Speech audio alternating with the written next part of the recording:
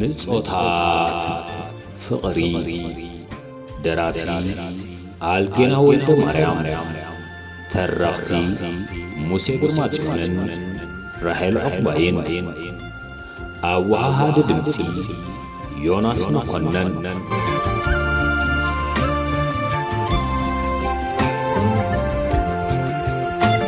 ነቲ ሰብ ዘይብሉ ሰፊሕ ካንሸሎአንን ንዓአንን ጫና ክትኮነን ድሌተንዩ ኣብቲ ሰፊሕ ቤት ብዘይከአን ካልእ ዝነብር ፍጡር ኣይነበረን ፈውሲ ጽምወን ክትከውን ድማ ንኣልማዝ ሓረያ ዝጥቀስ ኣማራፂ ዘይነበረ ኣልማዝ ኣብ ሓሳበተን ለዋህ ሰበይቲ ብዘይወለቕ ዘላ ራዕመት በቲ ዝገበራላ ሓገዝ ካብ ልባ ዝምንጩ ዓብ ምስጋና እናነብዐት ለገሰትለን እተን ለዋህ ሰበይቲ ግና ኣብ ሕቕፈን እትየን ኣብ በዳኣን ኣጸናንዓኣን ካብ ኣዲኣ ወላዲታ ዘይረኸበቶም ምጽንናዕ ካብ ጓና ኣይ ዓለም ግልብጥሽ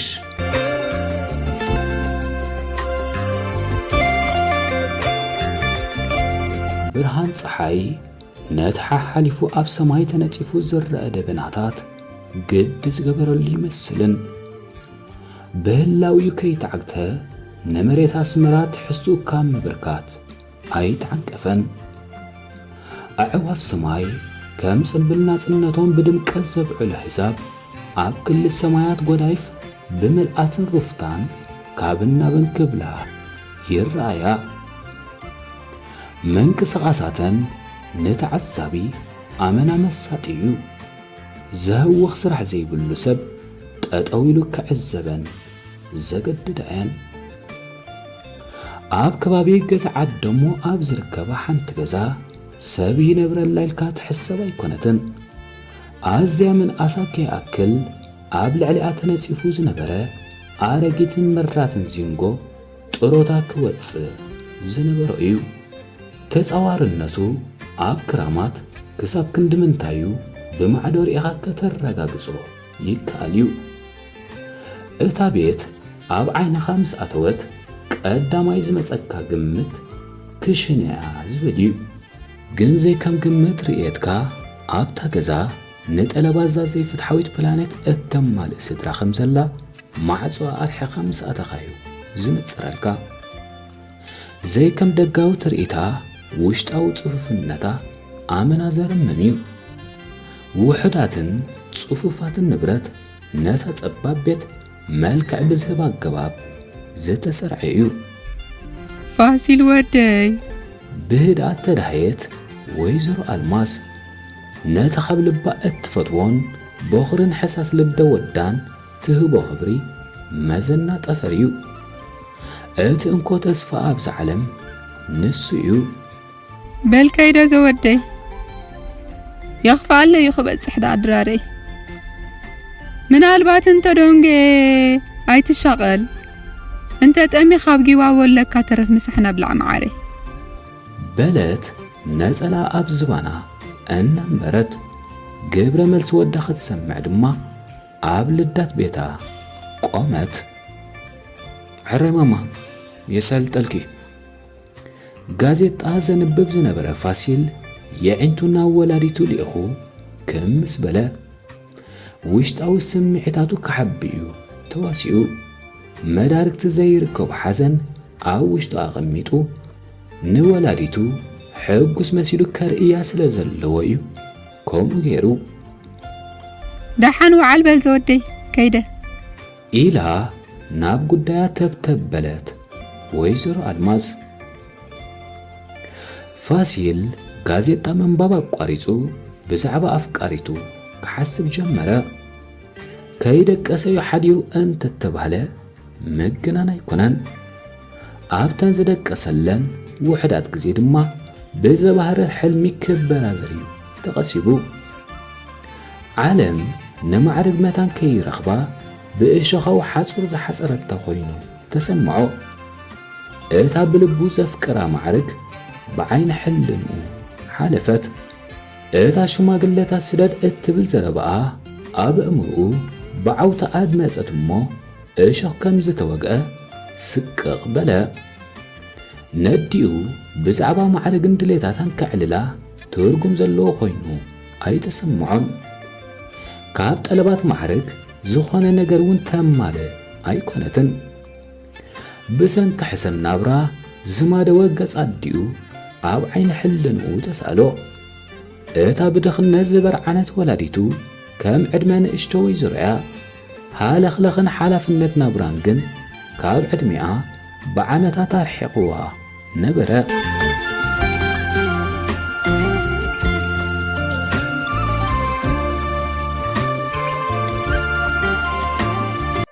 ሎሚ ዝዓርገይ ገለኹን ግለኺ ከምዛ ዝዓበይ ቆልዑ ዘለዉ ኽስ ሓሳብ ኣብዚሕኺ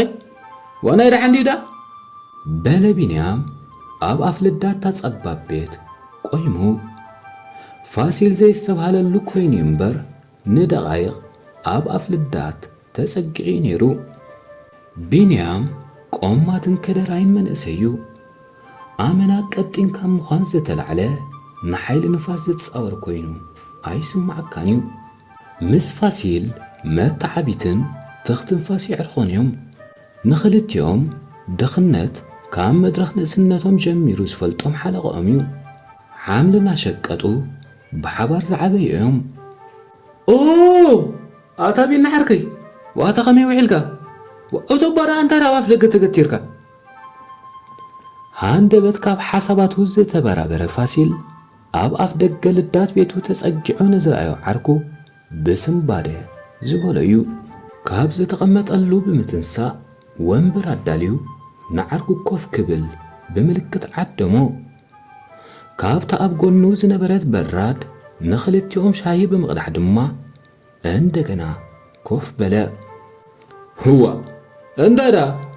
ደስ ኣይበልካን ሎም መዓልትስ ደሓንዲ ኻዳ ገጽ ፋሲል ብትኩርነት ድሕሪ ምንባብ ሕቶታት ኣንፈሰ ቢንያም ዋላ እውን ሓንቲ መዓልቲ ኣብ ገጽ ዓርኩ ርእይዎ ዘይፈልጥ ጋሻ ስምዒት እዩ ተዓዚቡ ኣብተን ብሓንሳብ ዝነበርወን 15 ዓመታት ማእለያ ዘይብሎም ጸገማት ኣጋጢሞም እዩ ኣብ ከምዚ እዋን ከማን ከምዚ ሕጂ ዝረአዮ ስምዒት ኣንቢብሉ ይፈልጥን እዩ እንታይ ክኸውን ደኣ ንሕቶ ቢንያም ብሕቶ መልሲ ወፈየሉ ፋሲል እምባ ካባይ ዝሕባዳ ተለካ እምበር ገለስኩም ካለኻ ሎሚ በለ ቢንያም ጸጉሩ ርእሱ እናጠቓለለ ካብታ ፋሲል ዝቐድሓሉ ቢኬሪ ሻሂ ሙዖግ ኣቢሉ ድማ ትማሊ ምስ ማዕሪ ቆፀራ ከም ዝነበረካ ሓቢርካ ነርካ ካብኡ ደኸውን ትጠንቂ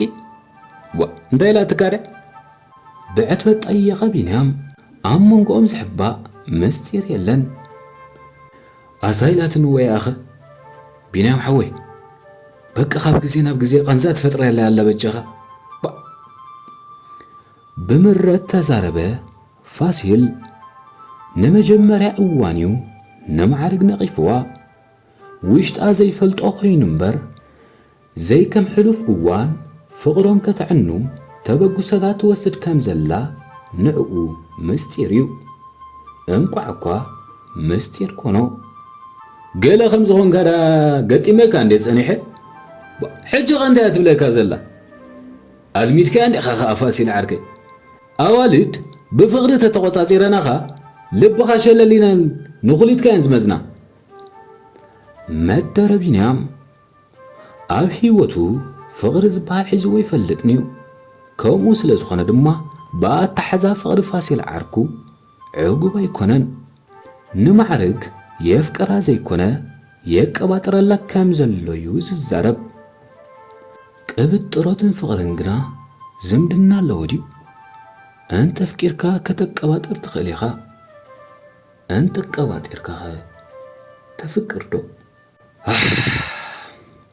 ስድራይ ክምርዖ ይግድዱን ስለ ዘለው ተቐላጢፍካ ሽማግለታት ሰዲድካ መርዓ ንግበር ያ ትብል ዘላ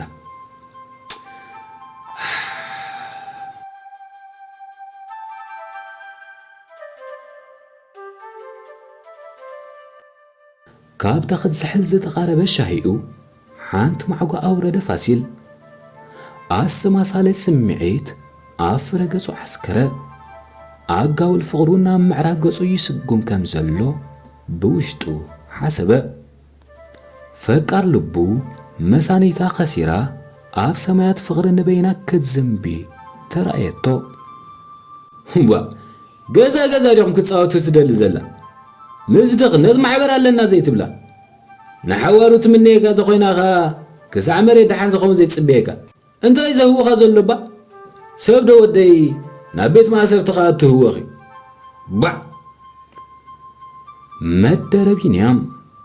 كونتات من نبابر عركو سلز فلطو دليت معرك أي دقفون دحر سلس سوارح مسحوا خلقكم وايد ليتهم زحتو لا سدرا سلزلو خا كي قدمو خا قدمو ميزرب ابجخ تزارب فاسيل بعمقوتنا استنفس حساويت كوينا ندك عسران حدن كفل زمن سدرو ما قديرو ما مرعوهم ديو مساخا فقر عيد لين نيوزي تبلحق تلوا فقر تلوا تصبه تزي كوينو خا كما بزحات أولد الله تطنطنا أبدي أزل لازيا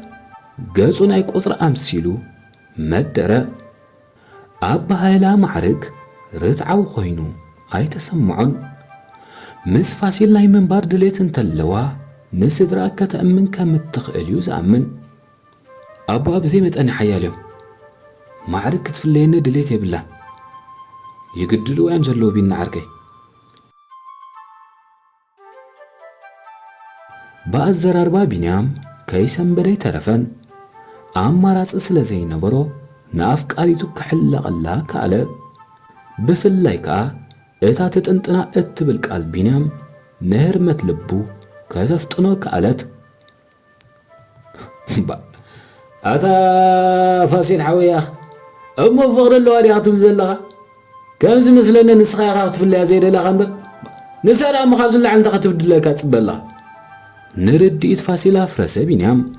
بكم قامو فاسيل عركو ما يزحقون صلو خينيو تسمعوه أتا بينيام إمنني سدرا ينبر نساس نتزهتيا كم قدما فقرنا يؤمنتا قالت بينيام إيشاق كوينو كوغو جميرو نبرا معرق أفكاريتو خطوكاس أب تحت زخوان أوان مرتشو يكونن أوشتو زلوا خبرن فقرن ممازن تقلبويو كام معركة وكاس أتوا غسانا بوخمتس حريو أي فاسيل فقر تزخون أمنا ترى مسوءات زي تغفل كم ستبلو زلقا بالاسم إيمانا فقركم تخويناكوا أمو داتا مسا خبر مسترا يكون تكت نبر نعاقات مرسة تخون سري خبر اسخاو تعيب بلتكا كابا تفلالس لدليت كويا زي تخولات قبر تحت كازلا با نز زي ترد يا اخا يعنتو امس لفاسيل سقعو برطب قنا ادمص حجر انت خنقبرينا با زنيلو كحسب دحر مصناح هاند بتحطو ابقسه فاسيل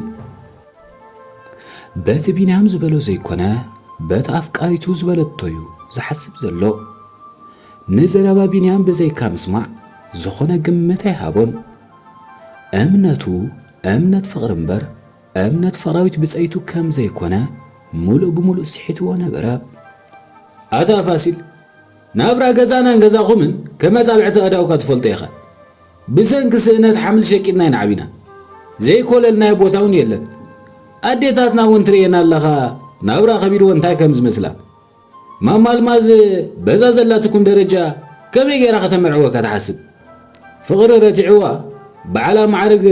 داقما قمت تقبرت صبو تزي يكون خمطو بعد دقاق بتصياخ با هرمت لبا معقنكا يكون نبلك اللو سايكل حسكا معرض سفيرا رخت كيدا يكالني با بسمعت مدرة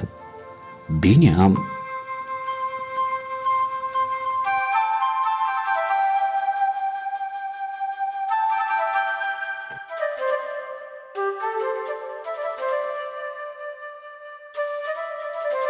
عدي نزهتي قوال سسان حمشان عمتا دين بعال بيتن آتو قرماي ناب عدو خلنا كابز مرشو 10 عمت عليفهم يوم ካብኦም ዝወለድኦም 4 ደቂ ድማ ኣለውወን። እተን ክልተ ኣዋልድ በብዝጥዕመን መገዲ ኣብ ዝተፈላለየ እዋን ዓዲ ጥልያን ኣቴነን። ሓንቲ ጓልን ድማ ብሰንኪ ሕማም ኣሰራቶ ግርማይ ስዒባ ነበረት። እቲ እንኮ ምስአን ተሪፉ ዝነበረ ዝፈትወኦ ተኸስተ ወደን ድማ ቅድሚ 3 ዓመት ናጽነት ከናዲ በረኻ ወፊሩ እዩ። ስለዚ ከምዛ ዘይወለዳ ን3 ዓመት መመላእታ ኣብቲ በዓል ቤተን ቅድሚ 20 ዓመት ዘስርሕዎ ገፊሕ ቤት ብጽምዋ ተሰነነን ኣሕሊፈንኦ። ሕጂ ግና ወጃዕ እተብል መተዓልልቲ ረኺበን ነበራ። ንኣልማዝ ሕልምልም ትገፊሕ ቤት ከም ብርሃን ፀሓይ ዝዓለቦ ጸላም ተሰኒፉ ነበረ። ኣልማዝ ናብ ስድራኣ ዝኾነ ደሃይ ኣይለኣኸትን። ኣደይ ንጽህቲ ደሃይ ክትሰደሎም እኳ ይምሕፀና እንተነበራ ኣልማዝ ግና ቂምታ ኣገዲድዋ ፍቓደኛ ኣይነበረትን። ኣደይ ንጽህቲ እውን ኣልማዝ እትጸልኦ ክገብራ ስለ ዘይደልያ እምነተን ኣብ ውሽጥን ዓቒረን ኣስቀጣ። ዕረፍቲ ዘይንታዩ ግዜ ድኻም ዝፈልጥ ኣይኮነን። ብሓደ ዓይነት ዘይቅየር ስጉሚ ጉዕዞ ኣሰላሰለ። ካልኢታት ብደቓይቕ፣ ደቓይቕ ብሰዓታት፣ ሰዓታት ብመዓልታት፣ መዓልታት ብሰሙናት፣ ሰሙናት ድማ ብዋርሕታት ተኻኽአ። መዓልትን ከልብን ከይጸዋዕካዮም ይመጹ ከም ዝበሃል ከብዲ ኣልማዝ ሓዚእዎ ዝነበረ ምስጢር ተፈጥሮ ዝኸሻሓሉ ኣጋጣሚ ደበኽ በለ። ኣብ ካልኣይ ሰሙን ናይ መስከረም 1990 ዓመተ ምህረት ሕማም ሕርሲ ተታሕዘት።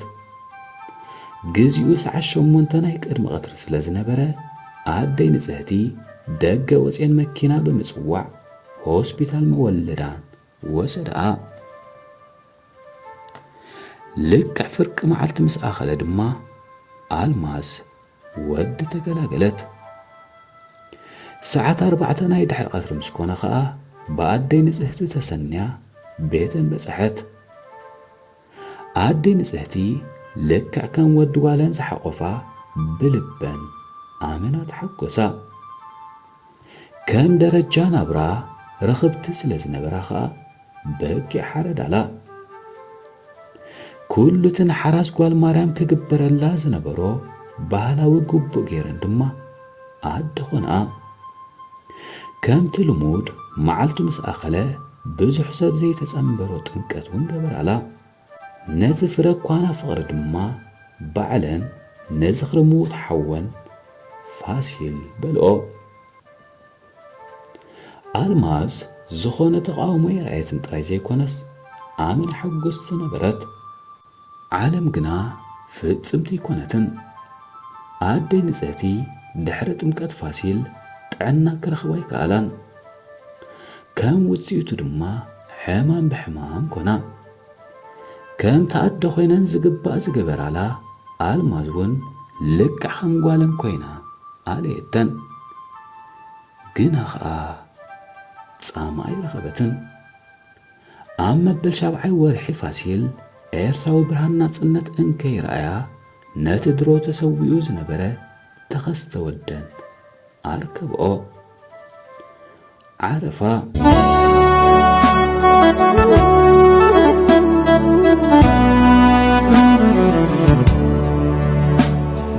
ናይ ታሕታይ ምድሪ ተልእኾአን ዛዚመን ናብ ላዕላይ ሰማይ ኣብ ግዜን ተመርቀፋ። ኣልማዝ በቲ ዘጋጠመ ኹነት ልዕል ማንም ሓዘነት። እቲ ምንታይ እተን ዘይወለዳ እንክንሰን ግና ኸኣ ብፍቕርን ሓልዮትን ጸገማት ከም ዝብልዐን ዝገበራ ኣብዛ ዘይፍትሓዊት ዓለም ጠንጢነንኣ ብምዕዛረን በታ ኣብ ውሽጣ ንዘንቲ ዕለት ዘይድምሰስ ጽቡቕ ተግባራተን ንዘለዓለም ክትምርቐን ከም እትነብር ገይርዋ እዩ። ምስ ስድራ ኣደይ ንጽህቲ ንሰሙናት ድሕሪ ምሕዛን ከኣ ህይወታ ክትመርሕ ላዕልን ታሕትን ክትብል ነይርዋ። ኮነ ድማ ጻዕርን ሃለኽለኽን ናይዚ ዓለም ሄይላ ክትፍልሞ ንነፍሲ ኣመነታ ኣብ ጎዳይፍ ንእሽቶ ገዛ ብምክራይ ድማ ሓምለ እናሸቀጠት ህይወት ውሉዳን ከተምዕር ጻዕሪ ከተካይድ ጀመረት።